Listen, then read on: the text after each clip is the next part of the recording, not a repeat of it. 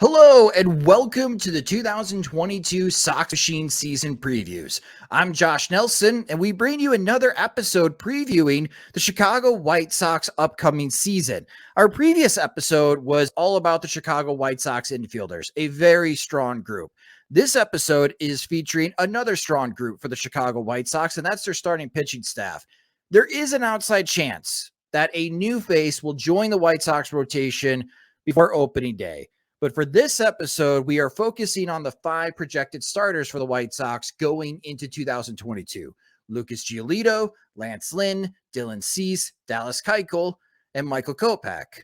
Helping me preview the 2022 Chicago White Sox starting pitching staff is a first-time guest. She covers Major League Baseball for NBC Sports Edge from a fantasy baseball perspective. She wrote the annual essay for the Chicago White Sox in the Baseball Prospectus Annual. She's also the host of the Chicago Sky podcast and is a White Sox contributor to CHGO. Also has a White Sox podcast called the Northside Sox Podcast. She's Queen of the Andals and first protector of the 7 Kingdoms. It is Janice Scurio. Hello, Janice. Welcome to the Sox Machine podcast. Thank you for joining us. Hello, Josh. Yeah, thank you for reading my very extensive resume. And that's just what I'm doing like this week. That's just like not even my full extent of my workload. I've been working quite a bit lately, but you know what? It's all a labor of love.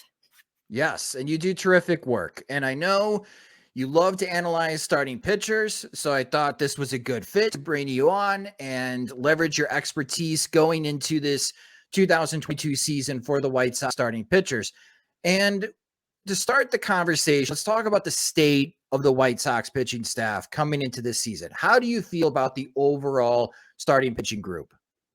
Overall, I think they're in an okay place. I say okay, just mainly because the back end of the rotation is always a question mark. It has been for the past couple of years, actually. So I'm really happy that you mentioned that the White Sox might possibly add another member. I do have a couple of desirable targets in mind. If the White Sox do, in fact, add these desirable targets, I will feel a lot more comfortable and secure in saying that this is a good pitching staff. Overall, I think at least Lucas Giolito and Lance Lynn are going to be those 2 starters that will be on autopilot for at least the first half of the season. We can definitely expect to see mid-3 ERA ball from them. Hopefully they stay healthy enough to eat innings. But otherwise, I feel generally okay about like most of the rotation. But there are certainly some spots that make me sweat a little. All right, well, let's talk about these specific starting pitchers, and we're going to start at the top of the rotation for the Chicago White Sox, and that is Lucas Giolito. A reminder of Lucas Giolito's 2021 season, he finished with a 3.53 ERA. He pitched 178.2 innings, 2/3 of an inning. He was a 4-WAR pitcher in 2021 with 201 strikeouts to 52 walks. Looking at his 2022 ZiPS projections provided by Fangraphs.com, and ZiPS is projecting a 3.53 ERA with 179 innings pitched, a 4.6 WAR with 223 strikeouts and 56 walks. So as far as the workload for Lucas Giolito, ZiPS is projecting very similar workload, identical ERA, but we could see more strikeouts from Lucas Giolito. And Janice, I have to bring up this picture of spring training from Lucas Giolito because he went through some kind of body transformation in the offseason. He said that he gained 20 pounds of muscle. And there's this photo I have for him for our podcast listeners not being able to see the photo. He's standing next to Michael Kopech.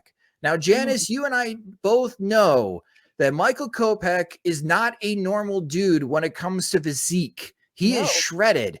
Yeah. Lucas Giolito looks huge. Yeah. I really appreciate they added the Kopech for scale. I mean, Lucas was not. I think he was already an imposing figure. He's 6'6". He's already an athlete. But seeing him stand next to Kopech, I am not exactly sure what happened. I want to know like what he's eating. Just mainly because it's just like wow, the the growth of the physique is definitely real. And in his first spring training start, there's been a velocity bump. He's hitting 97 now. Instead of topping at a 95, he's topping at a 97. He's sitting at 95 instead of sitting at 93. And the one thing that I noticed last year from Lucas Giolito during the postseason, Janice, when he's watching his friend Max Fried pitch in the World Series, that he's really happy for his friend and he's proud of his friend. But I'm a Scorpio, so I can tell when people are jealous. Lucas Giolito was jealous. Like, why is my friend pitching so much better than I did in the same stadium against the same team? So I think Lucas Giolito is definitely a man on a mission. So that's the main topic here. He has been a preseason favorite before. Zips thought that Lucas Giolito in 2021 was going to be the best starting pitcher in the American League. Can 2022 be the year that Lucas Giolito brings home a Cy Young in the American League? First of all, Lucas Giolito is a Cancer. I kind of wish I knew more about Cancers. All I know is that he is one. But yeah, perhaps if he was a Capricorn, that would make a lot more sense because Capricorns tend to be go-getters. They tend to be very goal-oriented. But for the sake of arguments, we're going to say that, all right, we'll make Lucas Giolito an honorary Capricorn. Cancer and Capricorn are sister signs, so it kind of makes sense. But anyway, before I go off on too much of a tangent, yes, I feel as if Lucas Giolito could definitely attain the AL Cy Young this year. Now, there are a few aspects that we really have to keep in mind. So in 2021, he had career highs in innings pitched. He almost reached his career high in strikeouts. So he had 201 in 2021. His career high was 228, which was that 2019 season where he just absolutely broke out. He's always had a high strikeout upside, though. So from a fantasy perspective, he's definitely a clear early round draft pick. But that's the name of his game, though. He changes speeds. He has that elevated fastball. He has the changeup that he locates in the same area. In that 2021, that changeup whiff percentage was at 26.3%. So he doesn't use it as much of a put-away pitch as, say, a slider. Slider is definitely his put-away pitch, in my opinion. Or actually, wait, I got my notes reversed. The changeup is his put-away pitch, but his slider is also very good as well. Definitely able to lure those swings and misses.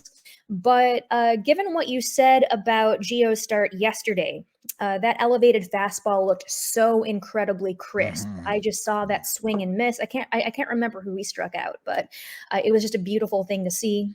But anyway, if that elevated fastball change continues to miss bats, he's going to rack up those strikeouts. But the thing about going deep into games, he's definitely going to have to keep his pitch count low. And if he can avoid lengthy at-bats and going deep into counts, I feel as if he can pitch 200 plus innings. Yeah, that fastball that you're talking about, and Pitching Ninja on Twitter captured it. It just had this snap to it. And it's like the hitter thought they were going to be swinging at a 94-mile-per-hour pitch, and it got on top of them right away.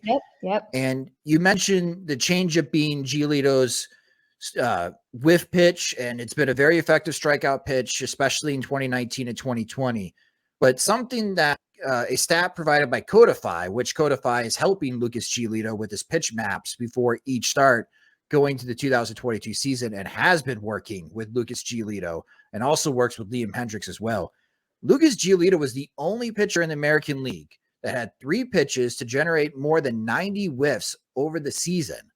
And I thought that was incredibly impressive because I wasn't the biggest fan of his slider, Janice. I thought it was more like a 50 grade slider. Like if I had to put the scouting grade on Giolito, it's a 50 grade fastball, it's a 50 grade slider, but that changeup, I mean, if you want to use 5 grades, I mean, that's maybe a 65 or 70 grade changeup. That's what really crushes you as a hitter. But I wonder with this extra weight now, that if he gains this extra velocity, do you think we could see a more effective fastball and slider? And it's already an effective pitch.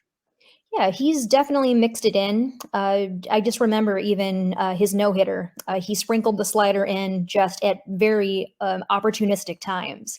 And perhaps with that extra body mass now, he can finally actually get more pull on that slider too. But otherwise, yeah, he's already a good pitcher, and I can just envision him just becoming even greater. All right, so we are playing over under, just like with their infielders.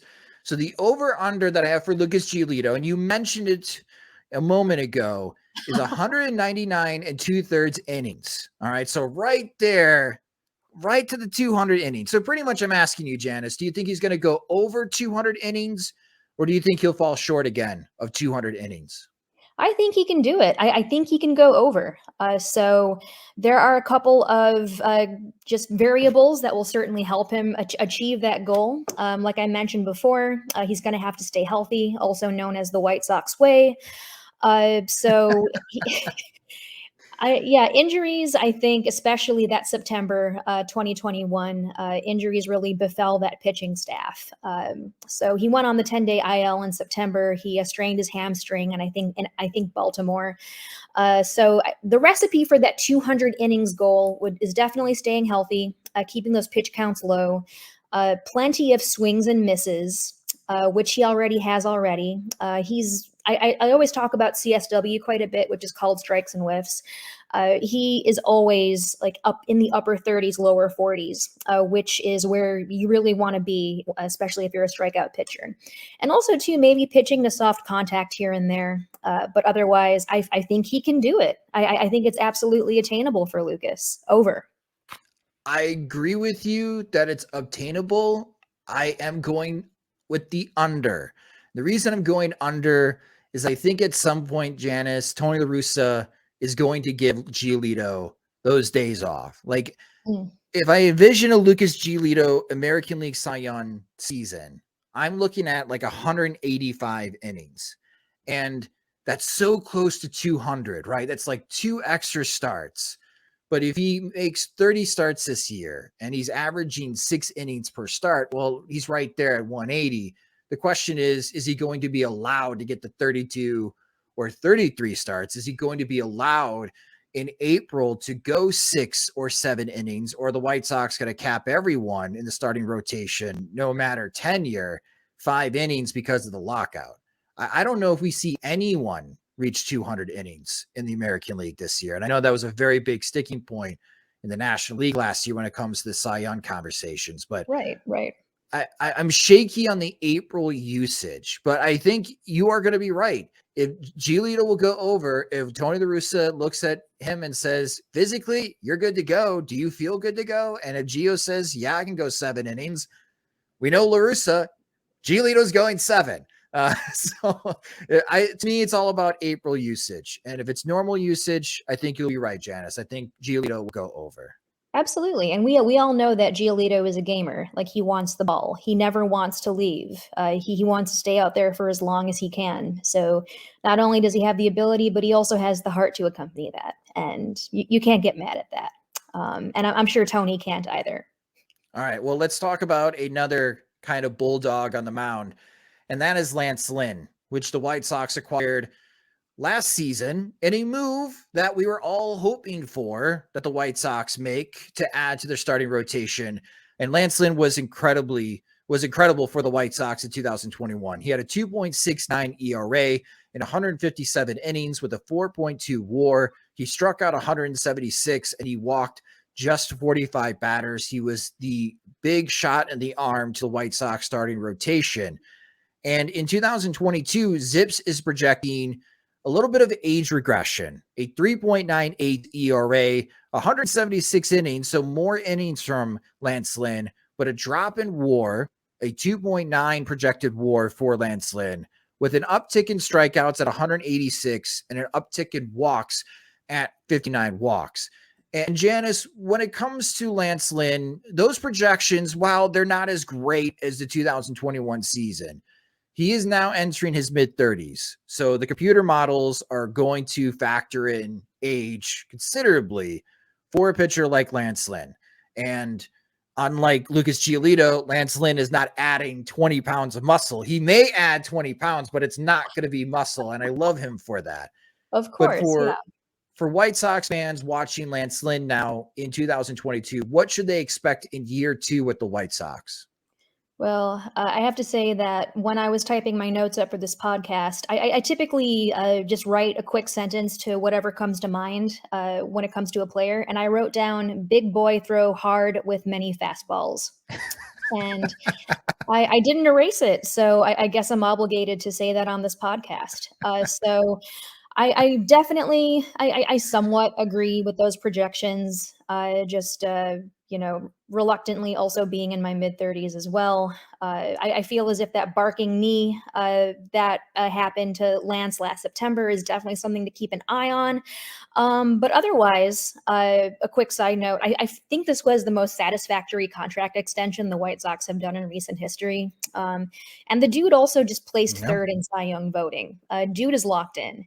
So even though I think he will regress a little bit, I don't think he's going to regress as much as those projections say. Uptick in walks. So they're assuming that he's probably going to have some control issues with like maybe. But yeah, as for WAR, that's definitely kind of a significant dip from I think it was 4.9 you said to like 2.9. Um, the thing is, though, I feel as if that innings goal is definitely attainable for Lynn. 180 is essentially what I would like to see him hit. This year, I actually would like to see him try for the ERA title. He was pretty close to it last year. I feel as if he could probably attain that this year. And a nice little tidbit that one of my friends pulled up about Lance Lynn. I think I might have closed the window out. Did I close the window out? I did. Oh, well, but essentially last year, Lance Lynn was one of the leaders in oppressing barrels. So I believe a friend of mine, Michael Lehetto, he was actually writing about Chris Bassett and how Chris Bassett was one of the league leaders in oppressing barrels last year. And lo and behold, Lance Lynn was actually not too far behind Chris Bassett on that list. So that was very good to see.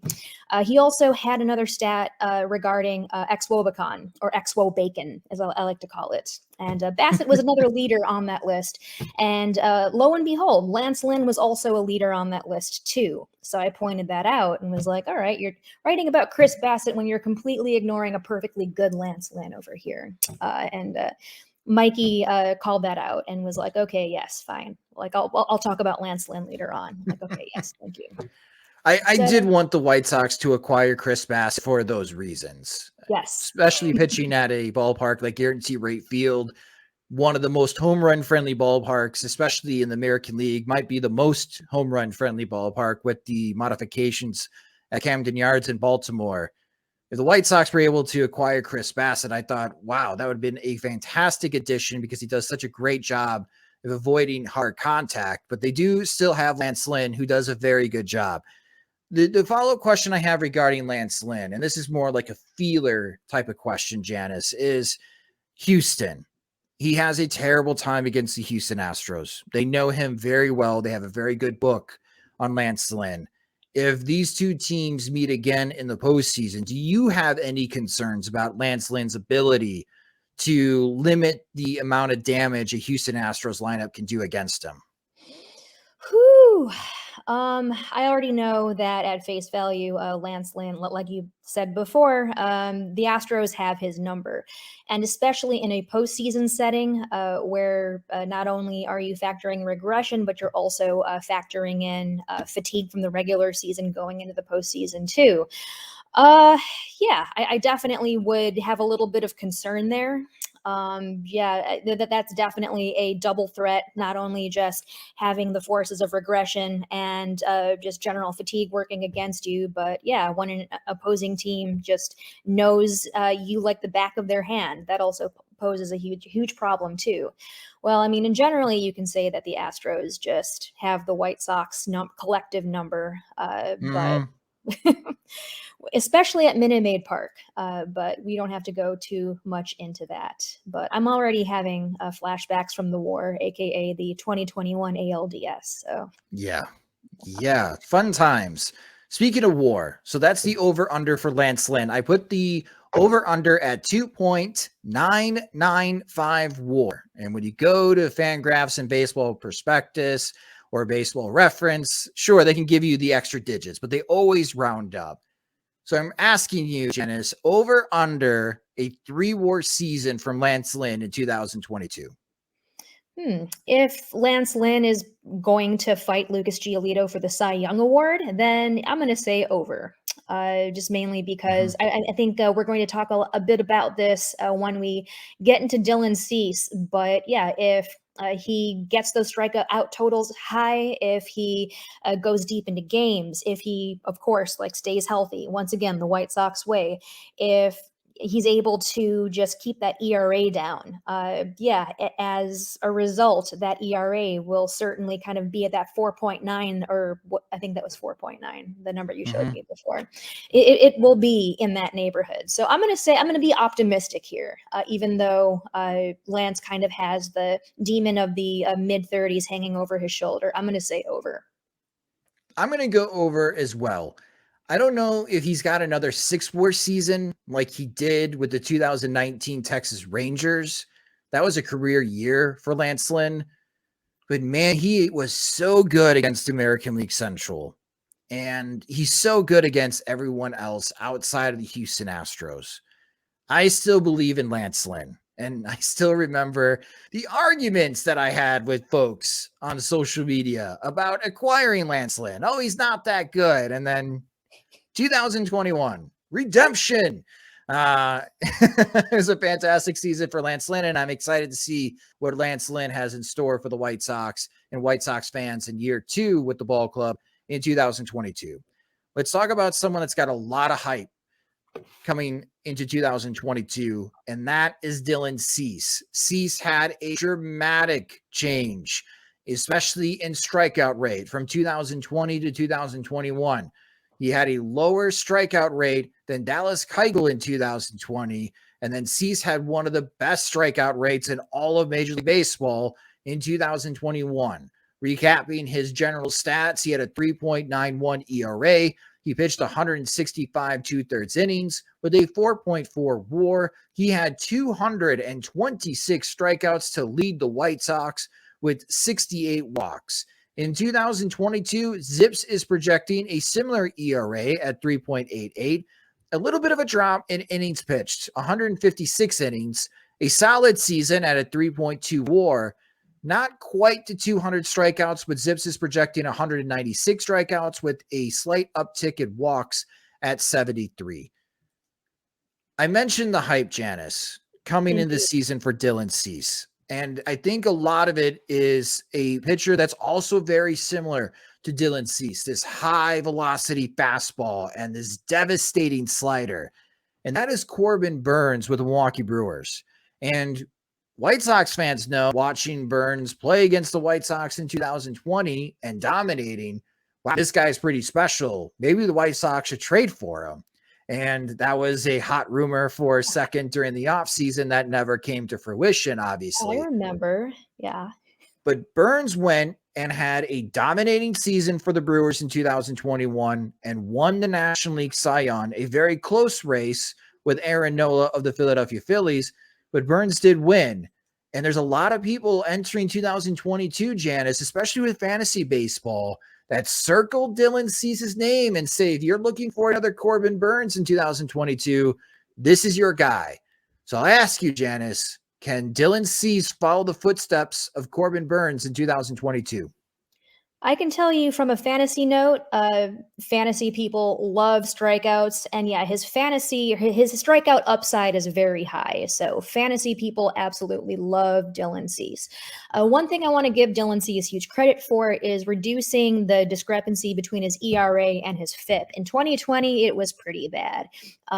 His FIP was significantly higher than his ERA. I believe it's gotten a little bit better, but the one thing that he does need to lock in is his control and command issues. So he definitely was throwing significantly more strikes last year.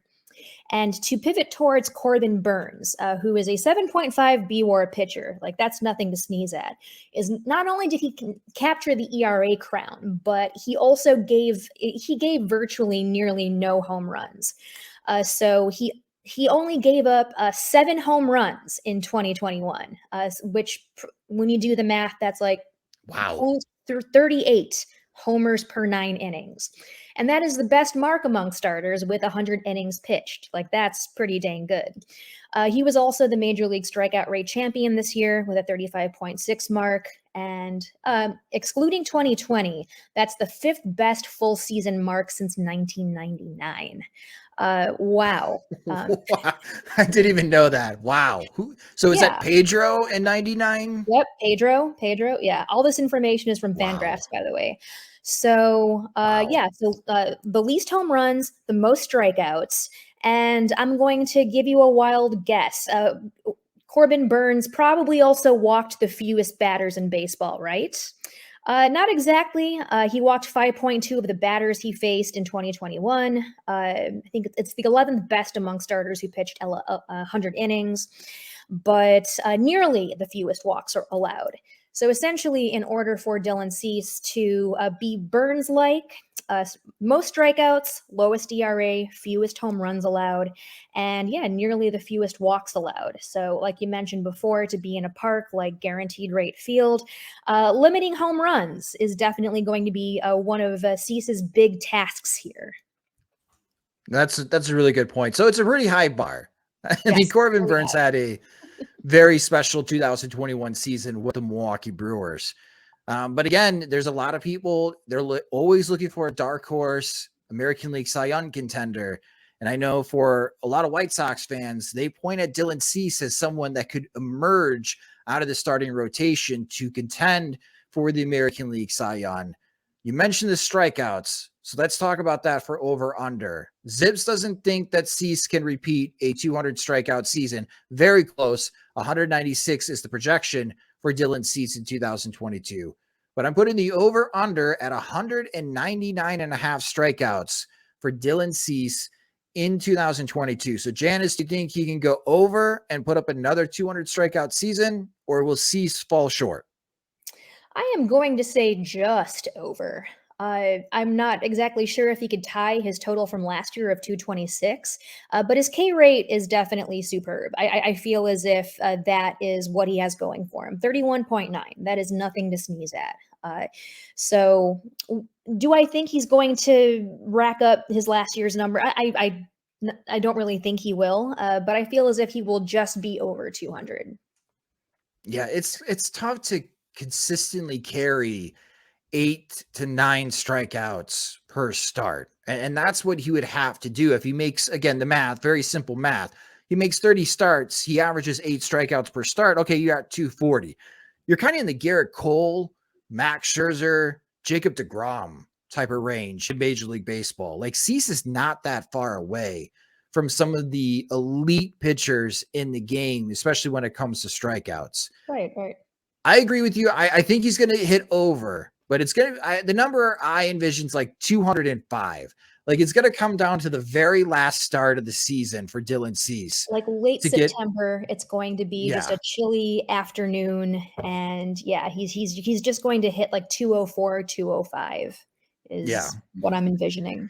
Yeah, maybe in that last series at home against the Minnesota Twins that he gets over the 200 strikeout mark. And last year was the first time ever in White Sox history that they had 2 starting pitchers with more than 200 strikeouts, in Lucas Giolito and Dylan Cease. But, out of these 3, it's a very strong front 3, Janice. Who do you think, I know we talked about Lucas Giolito in his case for the American League Cy Young, but if it's a top 10 AL Cy Young voting, do you think Lynn and Cease can also join Giolito in being a top 10 contender for the AL Cy Young? If 3 White Sox pitchers were in contention for the Cy Young, first of all, I would just lose my mind. But I would feel very conflicted, first of all. Just mainly because, like, oh, hey, these are all my guys, just competing for this high accolade. Do I feel as if it'll actually happen? Probably not, to be realistic. I feel as if any of those 3 have the best shot of winning, I'd probably say Lynn came the closest. So he's probably the most realistic and actually meeting that goal. But at this point, who knows? I feel as if Giolito's very hungry. I feel as if, especially after the arbitration news today, he definitely will feel as if he has something to prove. And I don't blame him. I don't blame him one bit. So I think in the likelihood of it happening, I would say Lynn number 1, Giolito number 2, and then Cease at number 3. All right. I like as far as that stack. Let's go into the back end of the rotation for the White Sox. And I think this is where a lot of White Sox fans do have questions. I think there's a lot of hope with one starting pitcher, but there's some serious questions about the pitcher we're going to be talking about now, and that is Dallas Keuchel. And Keuchel did not have a very good 2021 season, and it was quite disappointing because he was so strong for the White Sox in 2020, his first season with the White Sox after signing the free agent contract. And in 2021, Keuchel had a 5.28 ERA. Now, it's one of the worst ERAs for qualified starting pitchers in all of Major League Baseball. He pitched 162 innings. We're going to get to that in a moment on the significance. He was only worth 0.6 WAR. He did not even reach 1 win above replacement in 2021. He didn't even reach 100 strikeouts. He had 95 strikeouts for the season and 59 walks. In 2022, Zips is projecting somewhat of a bounce-back season for Dallas Keuchel. A much-improved ERA at 4.46, the same amount of innings, 162, a 1.5 WAR season with 116 strikeouts and 55 walks. He is a veteran. He's a former AL Cy Young winner. And Dallas Keuchel really needs to bounce back in 2022. Not so much to help the Chicago White Sox, and the White Sox would be grateful if their number 4, or maybe in this case, their number 5 starter vastly improved from 2021.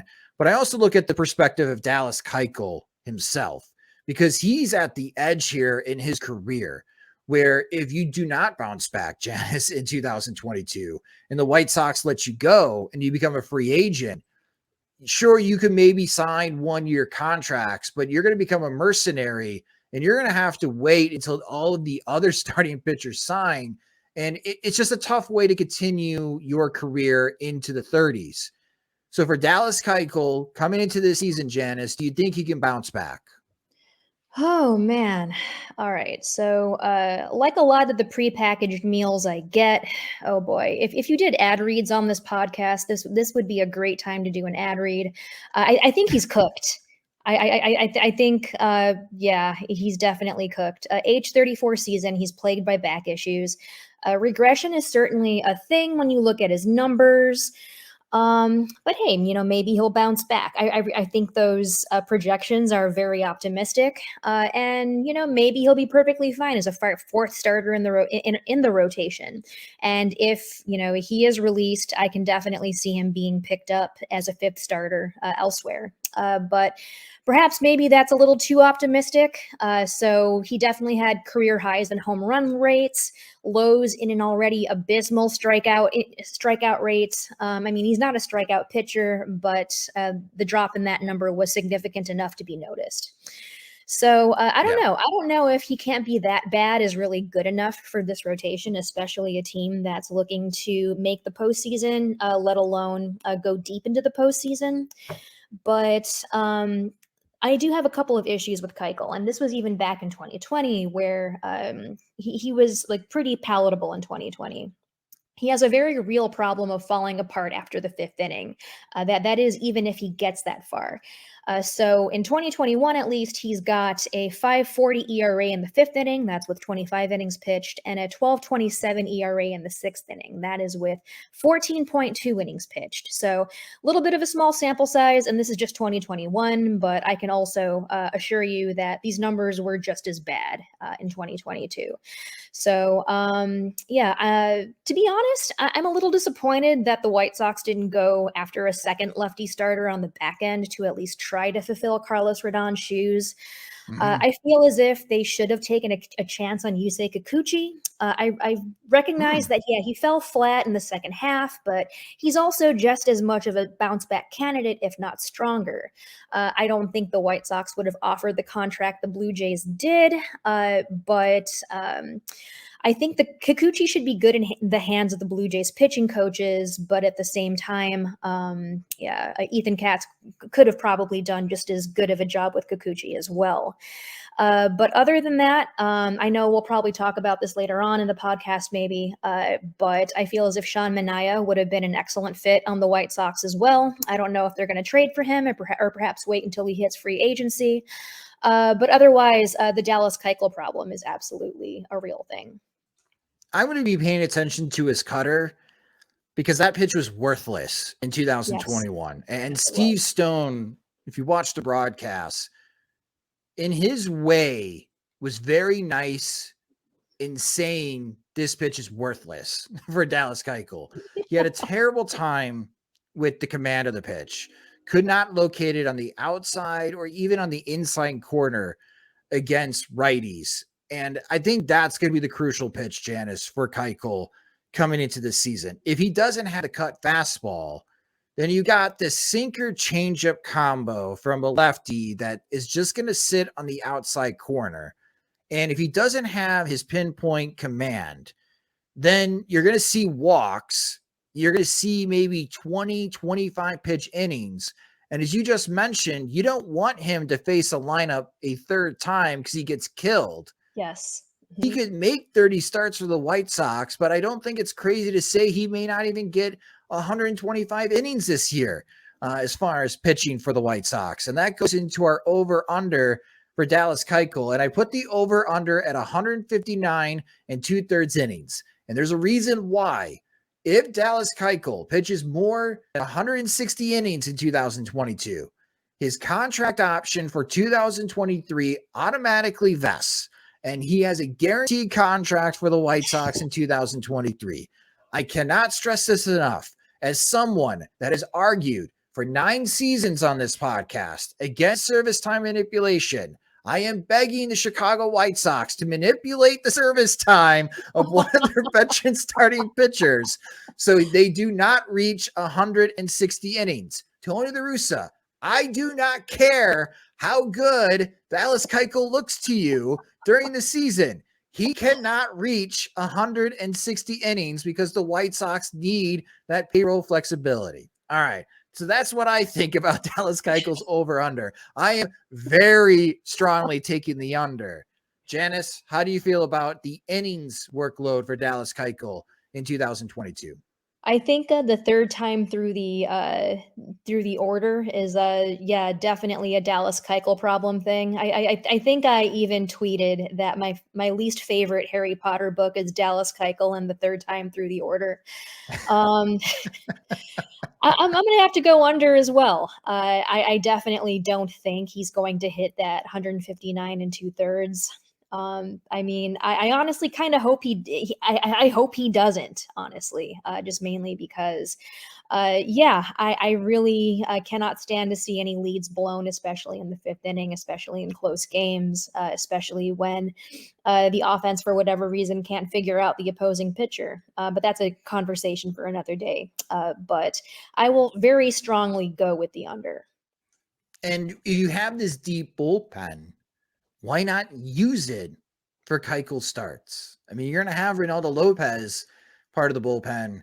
If Keuchel, the way I feel about this, Janice, if Keuchel can give you 4 and he only gives up 2 or fewer runs, you take that.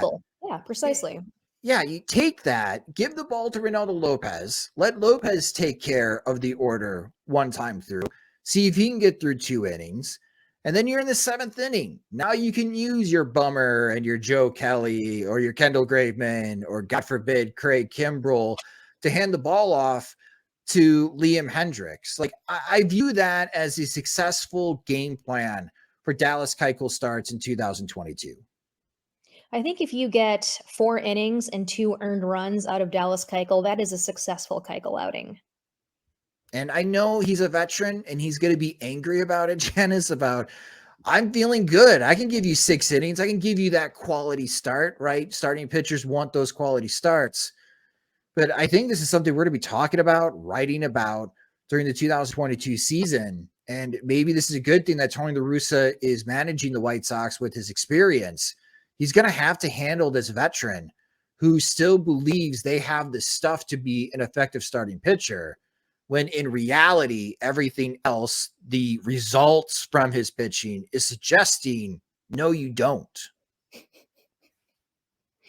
So let's go from someone that White Sox fans are very concerned about to someone that White Sox fans are very hopeful about.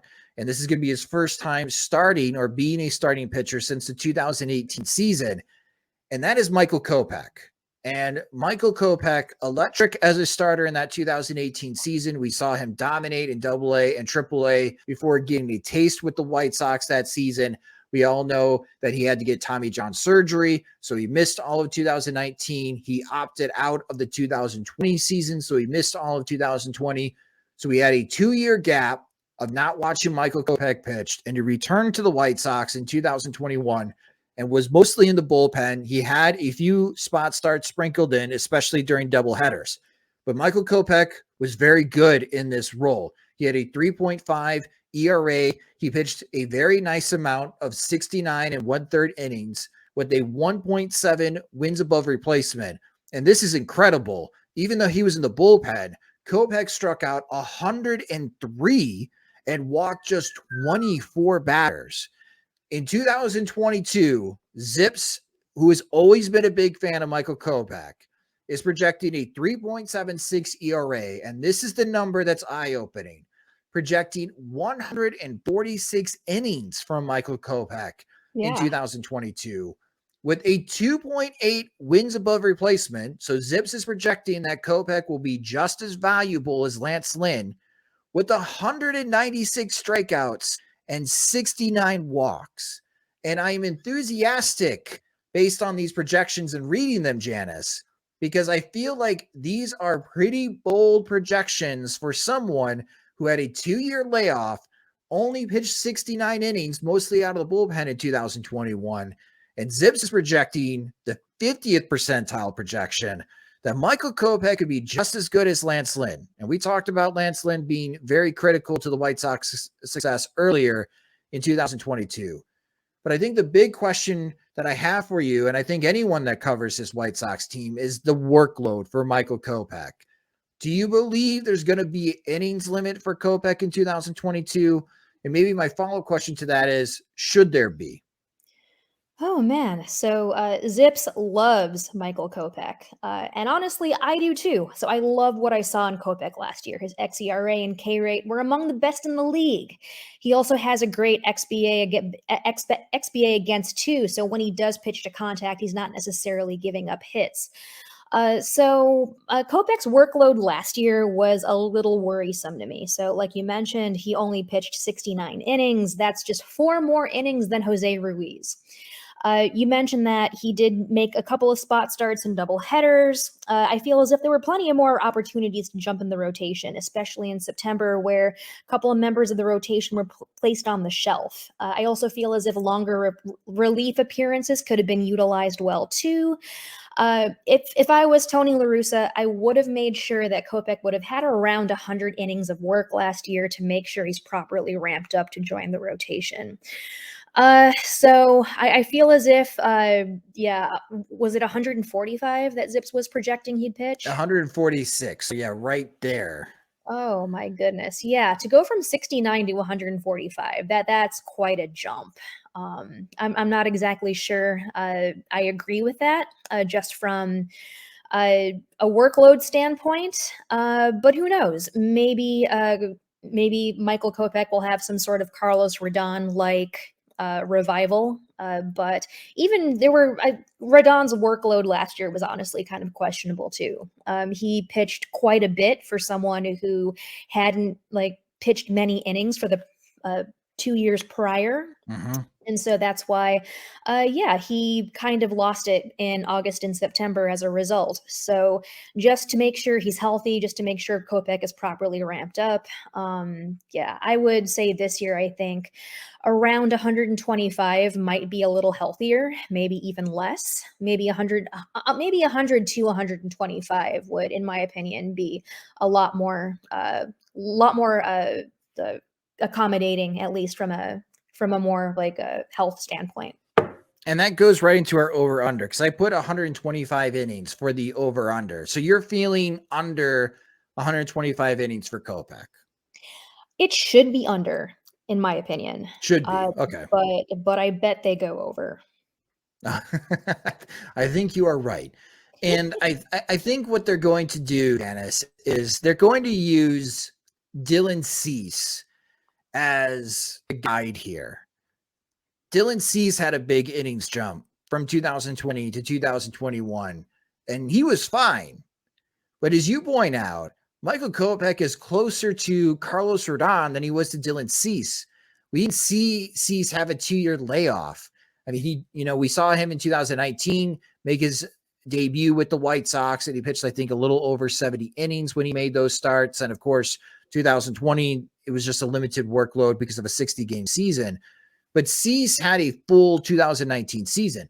Cease had a quote-unquote full 2020 season to prepare. We did not see Kopech in 2019 and 2020. And after a 2-year layoff, he comes back and he throws 69 innings for the White Sox. I think 146 is bold.